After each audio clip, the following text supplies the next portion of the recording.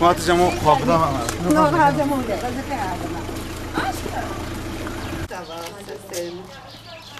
Güven kolisi kaldım. Önde olsun abi.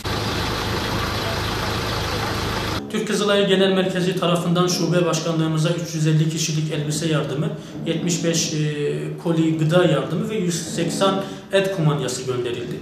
İlçe merkezimizde daha önceden tespit etmiş olduğumuz 100 yetim ve muhtaç çocuğumuza elbise yardımlarını gerçekleştirdik. Aynı zamanda 50 kişilik muhtaç ailelerimizin de gıda ve et kumanyalarının dağıtımını gerçekleştirdik. Önümüzdeki günlerde köy okullarının idarecileriyle köy okullarında okuyan yetim ve muhtaç öğrencileri ortak tespit edip inşallah onların da elbise dağıtımlarını gerçekleştireceğiz.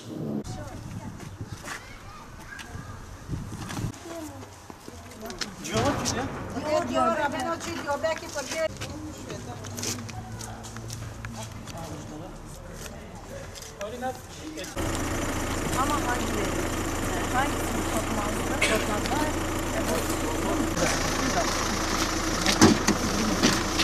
Bilmiyorum bu şey gibi. Çocuğa oyun yüklemiş ha. Neyse hadi tuvalet. Arası tabi gel. Bilen biliyor.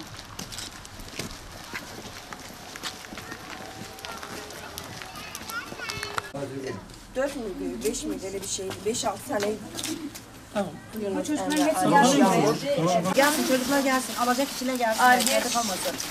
Arge sen tut. Murat Başkan.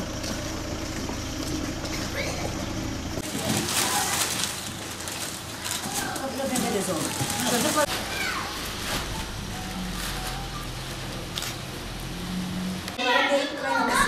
İki tane oda vermişler onlara. Tamam. Orada oturuyorlar. Tamam şey yapalım. Tamam.